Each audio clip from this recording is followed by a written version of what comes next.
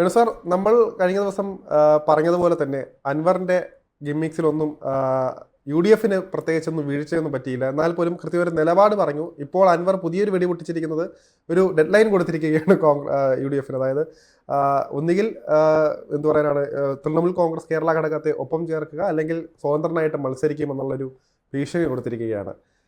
അതിനകത്ത് കോൺഗ്രസിന്റെ ഒരു നിലപാട് എങ്ങനെയായിരിക്കും? എന്താണ് തോന്നുന്നത് താങ്കൾ? കോൺഗ്രസ് ശരിക്കും പറഞ്ഞാൽ ഒരു വെട്ടിലായി നിൽക്കുകയാണ് ഇപ്പോൾ. വളരെ സ്മൂത്തായിട്ട് ജയിക്കാൻ പറ്റുന്ന ഒരു സാഹചര്യത്തിൽ അവർക്ക് അപ്രതീക്ഷിതമായിട്ടൊരു കെണി ഇപ്പോൾ വന്നിരിക്കുന്ന പോലെയാണ്. അത് അൻവർ എന്ന് പറയുന്ന ഒരു ഇടഞ്ഞ കൊമ്പനാണ്, ഒറ്റയാനെന്ന് വേണമെങ്കിൽ പറയാം. ഈ പിന്നെ ആനപ്പാപ്പന്മാർ പറയും ഒറ്റയാനെ മാത്രം മെരുക്കാൻ എന്നെ വിളിക്കരുത് എന്ന്. കാരണം അത് വലിയ പാടാണ്. അൻവർ ഒരു ഒറ്റയാനാണ്.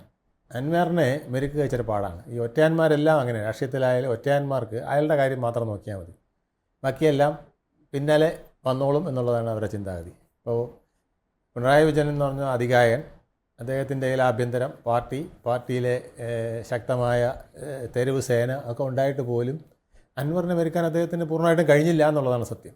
കുറച്ച് പുറത്ത് ചാടിച്ചു എന്നല്ലാതെ അദ്ദേഹം ഉദ്ദേശിച്ച രീതിയിൽ കൈകാര്യം ചെയ്യാൻ പറ്റിയില്ല. ഇപ്പോഴും പിണറായി വിജയനെതിരെ എന്ന് പറഞ്ഞുകൊണ്ട് നിൽക്കുകയല്ലേ. അപ്പോൾ ആ അൻവർ ഒരു ഇടഞ്ഞ ഒറ്റയാനാണ്. ഒറ്റയാൻ തന്നെ അപകടമാണ്, ഇടഞ്ഞ ഒറ്റയാൻ അതിനേക്കാൾ അപകടമാണ്.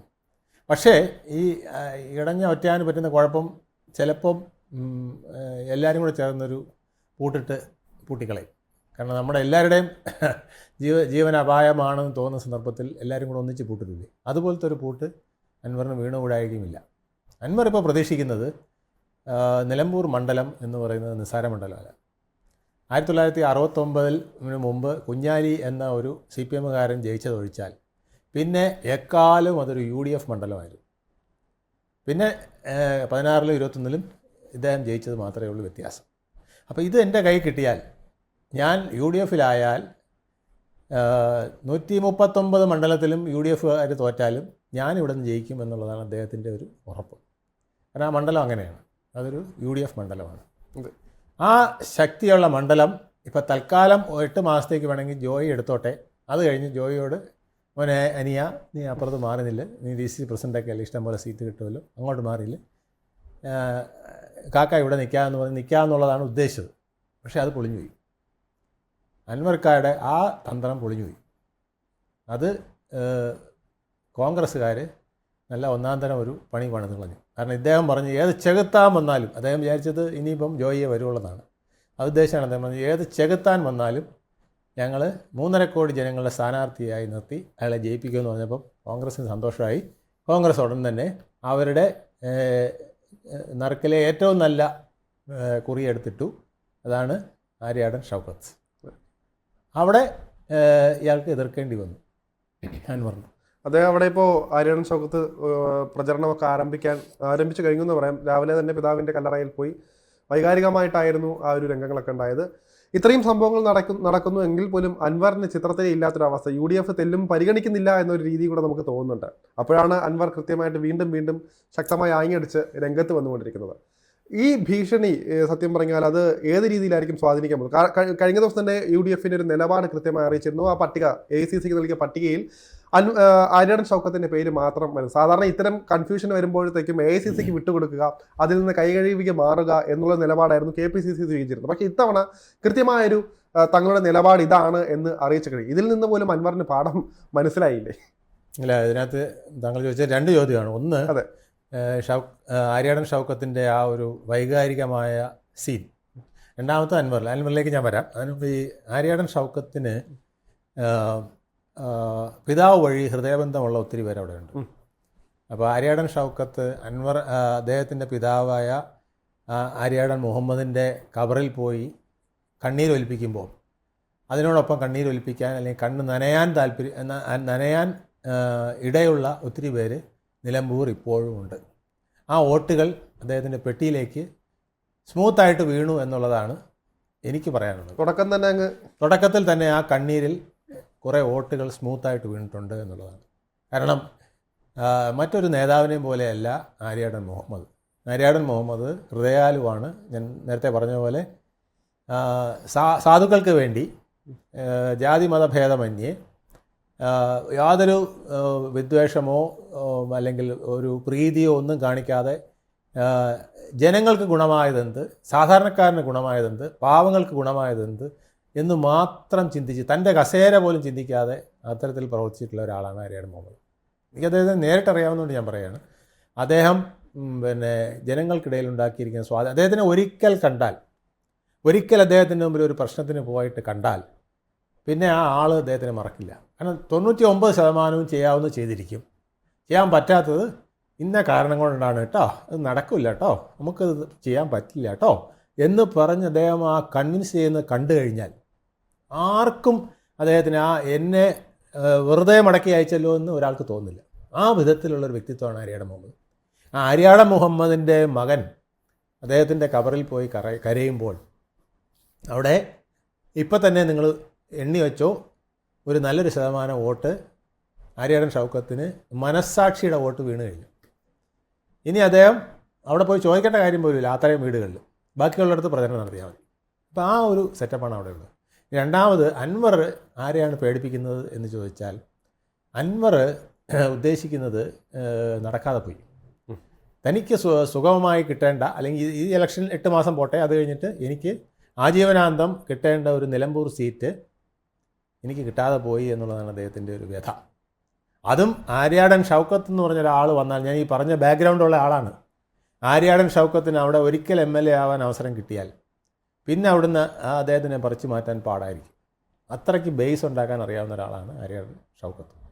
ആര്യാടൻ മുഹമ്മദിൻ്റെ ബേസും ആര്യാടൻ ഷൗക്കത്തിന് സ്വന്തമായുള്ള ബേസും അദ്ദേഹം പഞ്ചായത്ത് മെമ്പറായും പ്രസിഡൻ്റായും മുനിസിപ്പൽ കൗൺസിൽ ചെയർമാനായും ഒക്കെ ഉണ്ടാക്കിയ ബേസും എല്ലാം കൂടെ ചേർത്ത് കഴിഞ്ഞാൽ അദ്ദേഹത്തിന് അത് കരുണാകരൻ്റെ മാള പോലെ, ഉമ്മൻചാണ്ടിക്ക് പുതുപ്പള്ളി പോലെ, KM മാണിക്ക് പാലാ പോലെയൊക്കെ ഒരു സുദൃഢമായ ഒരു സ്ഥലമായി ആര്യാടൻ ഷൗക്കത്തിന് ഇത് കിട്ടും, നിലമ്പൂർ കിട്ടും. അതാണ് ഇദ്ദേഹത്തിന് ആകെ വേദനാജനകമാക്കുന്നത്. പിന്നെ മറ്റ് മണ്ഡലങ്ങൾ കൊടുക്കാമെന്ന് പറഞ്ഞാൽ അത് പിന്നെ മുസ്ലിം ലീഗിൻ്റെ കരുണ പോലെ ഇരിക്കും. മലപ്പുറത്ത് മറ്റൊരു മണ്ഡലം എന്ന് പറഞ്ഞാൽ സേഫായിട്ടുള്ളൊരു മണ്ഡലം കിട്ടണമെങ്കിൽ പിന്നെ മുസ്ലിം ലീഗ് കരിഞ്ഞാരുള്ളതാണ്. അപ്പോൾ അത് മുസ്ലിം ലീഗിൻ്റെ പാണക്കാട് പോയാലേ നടക്കുകയുള്ളൂ. അതുകൊണ്ടാണ് അദ്ദേഹം പാണക്കാട്ടിൽ അഭയം പ്രാപിച്ചത്. അതിന് 2 കാര്യമുണ്ട്. ഒന്ന്, കോൺഗ്രസ് ഇടഞ്ഞു നിന്നാലും മുസ്ലിം ലീഗ് തനിക്കൊപ്പം നിന്നാൽ UDFൽ താൻ വിചാരിക്കുന്നതെല്ലാം നടക്കും എന്നുള്ള അദ്ദേഹത്തിനൊരു കണക്കൂട്ടലുണ്ട്. മറ്റൊരു കാര്യം കൂടെ ചോദിക്കാനുള്ളത്, അതായത് ഇവിടെ ആര്യാടൻ ഷൗക്കത്ത് അതുപോലെ തന്നെ PV അൻവർ രണ്ടുപേരുടെയും ഒരു വ്യക്തിത്വം അല്ലെങ്കിൽ രാഷ്ട്രീയ ശൈലി നോക്കാം. അവിടെ PV അൻവർ എപ്പോഴും തനിക്ക് വേണ്ടി, തങ്ങളോടൊപ്പം നിൽക്കുന്നവർക്ക് വേണ്ടി വാദിക്കുന്ന ഒരാൾ, ഇപ്പം സീറ്റിന് വേണ്ടി ഏത് രീതിയിലും ഭീഷണിപ്പെടുത്തുന്നയാൾ. മറുവശത്ത് ആര്യാടൻ ഷൗക്കത്ത് മിതവാദിയായ ഒരാൾ, അങ്ങനെ സീറ്റിനോ കോലാഹലങ്ങളിലെ പാർട്ടിയിൽ തന്നെ വിശ്വസിക്കുന്നയാൾ, അത്ര ചിട്ടയോടെ നിൽക്കുന്ന ഒരാൾ. ഈ രണ്ടുപേരും മാത്രമല്ല, കോൺഗ്രസ് എന്ന പാർട്ടി നോക്കുമ്പോൾ കരയുന്ന കുട്ടിക്ക് പാലുള്ളൂ എന്ന രീതിയിലാണ് അവരുടെ നിലപാടുകളെല്ലാം വരുന്നത്. കാരണം അങ്ങനെ നിന്നാൽ മാത്രമേ അവർക്ക് പരിഗണിക്കുകയുള്ളൂ എന്ന് പണ്ട് മുതലേ കേൾക്കാറുണ്ട്. ഇവിടെ എന്തുകൊണ്ട് അൻവറിനെ മറികടന്ന് മിതവാദിയായ ഷൗക്കത്തിലേക്ക് എത്തി? കഴിഞ്ഞ ദിവസം ഈ പട്ടിക വന്നപ്പോൾ തന്നെ നമ്മൾ ഞെട്ടിപ്പോയൊരു കാര്യമാണ്, കോൺഗ്രസിൽ നിന്ന് എന്തുകൊണ്ട് ഇങ്ങനെ ഒരു ദൃഢമായൊരു നിലപാട് വന്നു എന്നത്. എന്ത് തോന്നുന്നു താങ്കൾക്ക്? കോൺഗ്രസിനെ സംബന്ധിച്ചിടത്തോളം അവർക്ക് വ്യക്തമായി അറിയാം അൻവറിനെ മെരുക്കാൻ പറ്റിയ ഒരാൾ ആ പാർട്ടിയിലില്ല എന്ന്. അല്പമെങ്കിലും മെരുക്കാൻ കഴിയുന്നത് ശ്രീ സുധാകരനായിരുന്നു. അദ്ദേഹം ഇപ്പോൾ പാർട്ടിയിൽ ഒന്നുമല്ല, അദ്ദേഹം വർക്കിംഗ് കമ്മിറ്റിയിൽ എന്ന് പറഞ്ഞാലും അതൊന്നും കാര്യമില്ല. APC പ്രസിഡന്റ് സ്ഥാനത്തൊക്കെ പോയി അദ്ദേഹത്തിന് ഇനിയിപ്പോൾ അതിനകത്ത് വലിയ താല്പര്യവും കാണില്ല. അപ്പോൾ ഇനി അൻവറിനെ മെരുക്കാൻ പറ്റിയ ഒരാൾ ഈ UDFലില്ല. അപ്പം അൻവർ വരരുത് എന്ന് ആഗ്രഹിക്കുന്ന ഒരുപാട് പേര് കോൺഗ്രസിനകത്തുണ്ട്, UDFനകത്തുണ്ട്. കാരണം വന്നാൽ പിടിച്ചു കെട്ടാൻ വലിയ പാടാണ്, ഒറ്റയാനാണ്, ഇടഞ്ഞ ഒറ്റയാനാണ്, വലിയ പാടാണ്. അപ്പോൾ അതുകൊണ്ട് ഇദ്ദേഹം പുറത്തു പോട്ടെ എന്ന് പറയാനും പറ്റില്ല. പുറത്തു പോകണമെന്ന് പറഞ്ഞാൽ അതിനേക്കാൾ കുഴപ്പമുണ്ടാകും.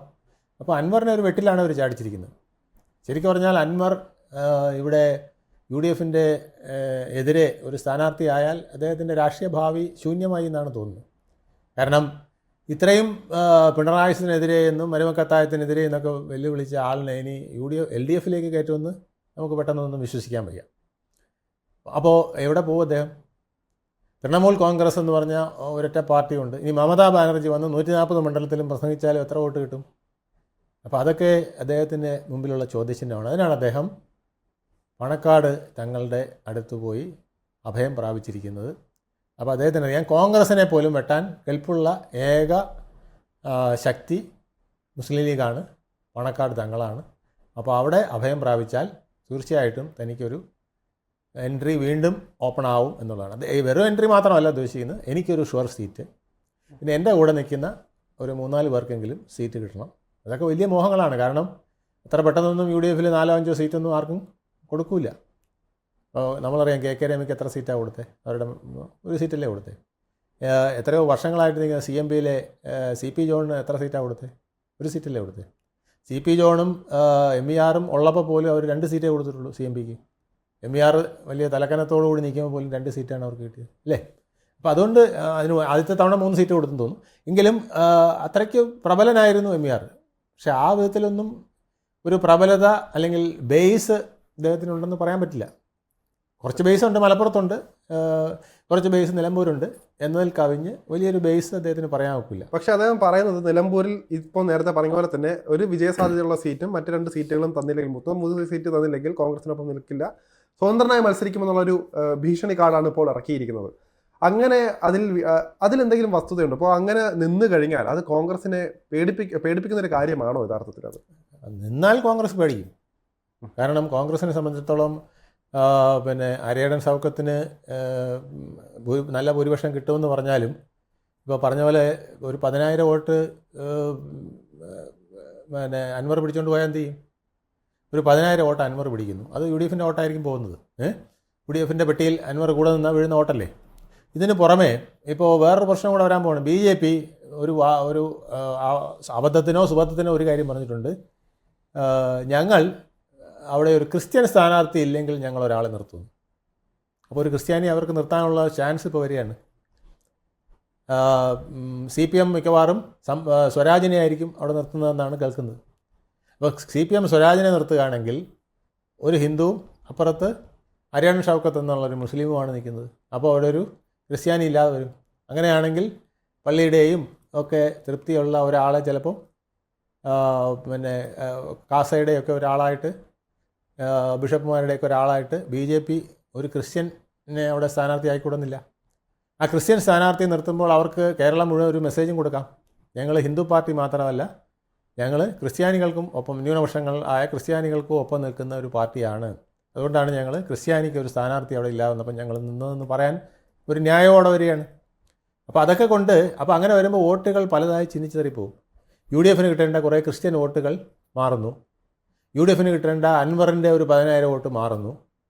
പിന്നെ സ്വരാജ് എന്ന് പറഞ്ഞാൽ സ്വരാജിന് ഒരു ഗുണമെന്ന് വെച്ചാൽ തീവ്രമായി BJPയെയും RSSനെയും വിമർശിക്കുന്ന ആളെന്നുള്ള നിലയിൽ മുസ്ലിങ്ങൾക്കിടയിൽ ഒരു സൽപ്പേരുണ്ട്. മനസ്സിലായില്ലേ? അപ്പം മുസ്ലിങ്ങൾക്ക് ഞമ്മൻ്റെ ആൾ തന്നെ വേണമെന്ന് നിർബന്ധമൊന്നുമില്ല. നമ്മളെ സപ്പോർട്ട് ചെയ്യുന്ന ഒരാളിനും പിന്തുണ കൊടുക്കാൻ അവർ തയ്യാറാണ്. അങ്ങനെയല്ലേ രാഹുൽ ഗാന്ധിക്കും പ്രിയങ്ക ഗാന്ധിക്കും ഒക്കെ അവർ പിന്തുണ കൊടുത്തത്? ആ അചഞ്ചലമായ പിന്തുണയല്ലേ കൊടുത്തത്? അതിൻ്റെ ഭാഗമായിട്ടാണെന്ന് സ്വരാജിൻ്റെ ഈ അടുത്തുള്ള പ്രസ്താവനകളെല്ലാം. സ്വരാജിൻ്റെ എല്ലാ പ്രസ്താവനകളും അങ്ങനെയാണ്. സ്വരാജ് ശരിക്കും പറഞ്ഞാൽ ഒരു ഹിന്ദു വിരുദ്ധനാണെന്ന് തോന്നുന്ന വിധത്തിൽ വരെ പ്രസ്താവനകൾ ഇറക്കിയിട്ടില്ലേ? അതെന്തുകൊണ്ടാണ്? അദ്ദേഹത്തിന് ചിലപ്പോൾ ഇതുപോലത്തരമുള്ള പാർട്ടി നിയോഗങ്ങൾ ഉണ്ടായിരുന്നിരിക്കാം, നേരത്തെ തന്നെ പറഞ്ഞിരിക്കാം.